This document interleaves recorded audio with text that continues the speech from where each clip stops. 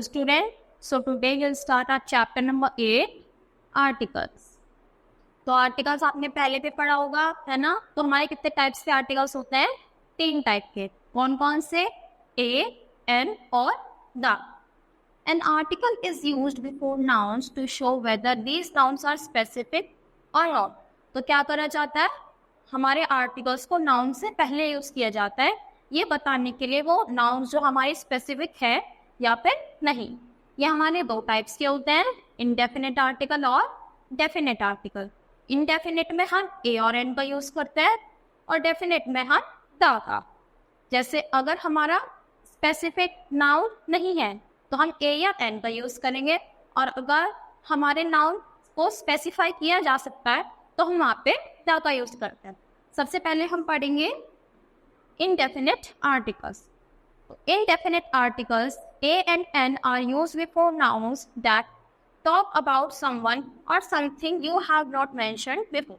तो इसका हम यूज किसके लिए करते हैं? नाउन से पहले करते हैं, जब अगर जैसे किसी चीज के बारे में पहले से मेंशन नहीं है, पहले से उसके बारे में कोई बात नहीं की गई, तो हम क्या करेंगे? यहाँ पे ए और एन का यूज करेंगे. These refer to any singular countable thing in a group of and collective noun. तो ये किसको करती है? सिंगुलर भी होनी चाहिए और काउंटेबल भी होनी चाहिए. तो वहाँ पे हम किसका यूज करते हैं? ए और एन का. जैसे अ मैंगो, तो मैंगो को हम काउंट कर सकते हैं, तो इसलिए यहाँ पर क्या आया? ए. एन एप्पल, तो देखो एक चीज और, जैसे एन कहाँ पे आता है? एन आता है हमारा वॉवल से पहले और ए आता है हमारा कॉन्सोनेंट से पहले. वॉवल्स कौन से होते हैं हमारे? ए, ई, आई, ओ, यू, और बाकी हमारे क्रिएटिव कॉन्सोनेंट्स होते हैं. अ बंच ऑफ ग्रेप्स, तो देखो यहाँ पे पूरे ग्रुप की बात हो रही है. ग्रेप्स का क्या है? बंच है. तो बीस किससे स्टार्ट हुआ? कॉन्स्टेंट से, तो इसलिए यहाँ पे क्या आया? ए. अब indefinite article a is used before singular countable nouns beginning with a constable sound. तो ए का हम यूज किसके साथ करते हैं? सिंगल होना चाहिए, मतलब सिंगुलर, काउंटेबल भी होना चाहिए, और कांस्टेंट साउंड से हम पहले यूज करेंगे. अ प्रिटी गर्ल, देखो पी किससे स्टार्ट हो रहा है? कांस्टेंट से, तो यहाँ पे क्या आया? ए. पर अब बोलोगे कि देखो मैम यहाँ पे तो ई आ रहा है यानी वोवल, तो यहाँ पे तो एन आना चाहिए था. देखो अब हमें कांस्टेंट तो चेक करना ही है, पर साथ साथ उसकी साउंड भी चेक करनी है कि बोलने में तो कहीं साउंड नहीं आ रही वोवल की. देखो अब आप बोलोगे यूरोपियन, तो हम इसको यूरोपियन नहीं पढ़ते, यूरोपियन पढ़ते हैं. देखो जैसे लिखा है ना यूरोपियन, तो यहाँ पे किसकी साउंड आती है? यू की आती है. ई एक तरीके से क्या हो जाता है? साइलेंट हो जाता है. तो वॉवल की साउंड आ रही है, सॉरी कॉन्स्टेंट की साउंड आ रही है. देखो European, Y U R O, तो ऐसे लग रहा है ना कि जैसे वाई से स्टार्ट हो रहा हो, तो इसलिए यहाँ पे क्या आया? ए आया. और ऐसे ही कुछ हमारे वॉवल्स भी होंगे जिससे पहले क्या आएगा? ए आएगा. और ऐसे ही कुछ हमारे वर्ड्स होंगे जहाँ पे एन आना चाहिए, तो वहाँ पे क्या आएगा? ए आएगा. तो indefinite articles an is used before singular countable nouns beginning with the vowel sound. देखो ये कहाँ पे यूज होता है? सिंगल होने चाहिए, काउंटेबल नाउन्स होनी चाहिए, और वोवल साउंड से पहले आएगा. देखो जैसे एन एंग्री मैन, तो यहाँ पे तो एंग्री ए से स्टार्ट हुआ, तो क्या आया? एन आ गया. पर यहाँ पे देखो HOUR, इसको हम क्या प्रोनाउंस करते हैं? आर. तो ऐसा लगता है ना OUR, H हमारे यहाँ पे क्या रहता है? साइलेंट रहता है. तो इसलिए किससे स्टार्ट हुआ? O से, तो इसलिए हम यहाँ पे क्या लगाते हैं? N. तो यहाँ पे क्या याद रखना है? वोवल और कॉन्सोनेंट के साथ साथ हमको उसकी साउंड पर भी ध्यान देना. जैसे अब हमारा सेकंड आ गया डेफिनेट आर्टिकल्स. डेफिनेट में कौन सा था? द पढ़ा हुआ हमने. तो we use the for the particular person, thing, group which we know or can work out, understand. तो हम कहाँ पे यूज करते हैं? किसी पर्टिकुलर पर्सन, थिंग या फिर ग्रुप के लिए, मतलब किसी एक के बारे में बात हो रही है. The kite that I bought is red in color. तो देखो यहाँ पे पता चल रहा है किसके बारे में बात हो रही है? काइट के बारे में. तो जो मैं काइट खरीद कर लाया हूँ उसका कलर क्या है? रेड. तो इसलिए हमने किसका यूज करा? द का. We use the before the names of things. देखो अगर कोई चीज है जिसका यूज हम पहले कर चुके हैं, तो वहां पे भी हम क्या लगाते हैं, द का यूज करते हैं। जैसे I saw a monkey just now, मैंने एक मंकी देखा।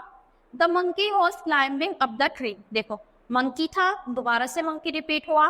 तो हम क्या करते हैं, अगर उसी चीज का दोबारा से जिक्र आए तो हम वहां पे द यूज करते हैं। जैसे वहां पे तो द नहीं आया, क्यों? क्योंकि अभी यहाँ पे पहली बार आया मंकी, और दूसरी बार मंकी आते ही वहां पे द लग जाएगा। Before the names of things which are only once in a universe, और उन चीजों से पहले भी द लगता है जो पूरे यूनिवर्स में सिर्फ एक ही है। जैसे the sun, the moon, the North Pole, the South Pole, the equator, the English Channel. तो देखो सन, बहुत सारे सन थोड़ी है हमारे पास, सन है ना, तो जो भी ऐसी चीज होती है बहुत ही अलग से यूनिक, तो उनके आगे हम किसका यूज करते हैं, द का। The is use before, the is use to refer to the whole class of animals, people और ऑब्जेक्ट। देखो अगर हमें क्या करना है, सबसे कंपेयर करना है एक तरीके से कि ये क्या है, ये इन सब में से सबसे अच्छा है, तो तब भी हम किसका यूज करते हैं, द का। The dog is a faithful animal, तो देखो यहाँ पे सारे एनिमल्स की बात हो रही है, तो उनमें से जो सबसे ज्यादा फेथफुल है वो कौन है, डॉग है सारे एनिमल्स में से, इसलिए हमने यहाँ पे क्या लगाया, द लगाया। The Japanese are known for their hard work, तो जापानीज जो लोग होते हैं वो किस लिए जाने जाते हैं, अपने हार्ड वर्क के लिए, तो इसलिए हमने यहाँ पे द का यूज किया। The does not mean all, तो देखो द का मतलब ये नहीं होता कि सबके लिए हमको द लगाना है, बल्कि सब में से एक के लिए द लगाना। For example the rabbit is a shy animal, तो रैबिट क्या है, शाय एनिमल है। तो this sentence does not mean that all rabbits are shy, तो इसका मतलब ये नहीं है कि सारे रैबिट ही शाय होंगे, यहाँ पे सिर्फ एक की बात की गई है ना कि एक रैबिट है ना वो शाय एनिमल है। It means that the rabbit that we are talking about और रेफरिंग टू इज है, तो इसका मतलब यह है कि जिस रैबिट के बारे में हम बात कर रहे हैं सिर्फ उसी के बारे में ये चीज बताई गई है कि वो क्या है, वो बहुत ज्यादा शाय है। If we want to say that all dogs are faithful, we should say dog is a faithful animal. और अगर हमको सारे कम्युनिटी की बात करनी है, तो सारे डॉग्स के बारे में बात करनी है, तो हम बोलेंगे dog is a faithful animal. तो जो अब अगर हमने नॉर्मल लिखा है डॉग, तो मतलब सबके बारे में बात हो रही है, अगर हमने दाल लगा दिया तो सिर्फ बाकी सब में से एक की बात हो रही है। तो अगर हमको एक ही को स्पेसिफाई करना है तो हम दा का यूज करते हैं, वरना ए और एन का यूज। तो अब हमारा एक और रहता है अवॉइड आर्टिकल। इसका मतलब क्या है, कुछ कुछ जगह ऐसी होती है जहाँ पे हमको आर्टिकल लगाने की नीड ही नहीं पड़ती। जैसे when we talk about uncountable nouns generally the is not in. अगर हम अनकाउंटेबल नाउन्स की बात करेंगे, मतलब जिसको हम काउंट नहीं कर सकते, तो वहाँ पे हम जनरली द नहीं लगाते। जैसे milk is good for health, तो हमने देखो यहाँ पे कोई भी हमने आर्टिकल यूज नहीं किया, क्यों? क्योंकि क्या है, मिल्क को हम काउंट नहीं कर सकते। ऐसे नहीं बोल सकते ना कि एक मिल्क, 2 मिल्क, 3 मिल्क, नहीं ना, तो ये क्या होता है, मेजर नहीं हो सकता, काउंट नहीं हो सकता, इसलिए हम आर्टिकल को स्किप कर देते हैं।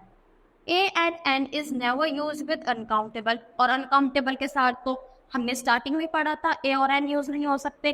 वो किसके साथ यूज होंगे, सिंगुलर के और काउंटेबल नाउन्स के साथ। When we talk about things in general are not one specific.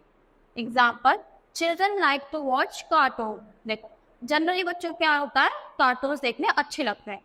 Cow eat grass and produce milk. जो काउ क्या करती है, ग्रास खाती है और मिल्क प्रोड्यूस करती है। जो नॉर्मल थिंग्स होती है वहाँ पर भी हम आर्टिकल को स्किप कर देते हैं। When we talk about sports, तो he like football, I like cricket. तो यहाँ पे भी हमने क्या करा, कोई आर्टिकल नहीं लगाया। अगर हम स्पोर्ट्स के बारे में बात करें, कोई भी जनरल थिंग के बारे में बात करें, या फिर अनकाउंटेबल, कुछ कुछ जगह पे हम क्या कर सकते हैं, आर्टिकल को स्किप कर सकते हैं, मतलब अवॉइड कर सकते हैं। तो उसको भी फुटबॉल अच्छा लगता है, मुझे क्रिकेट अच्छा लगता है, तो यहाँ से क्या समझ आया हमको कि हर जगह जरूरी नहीं है कि हमको आर्टिकल लगाना ही है, यूज ही करनी है। तो I hope you understood this chapter. Thank you.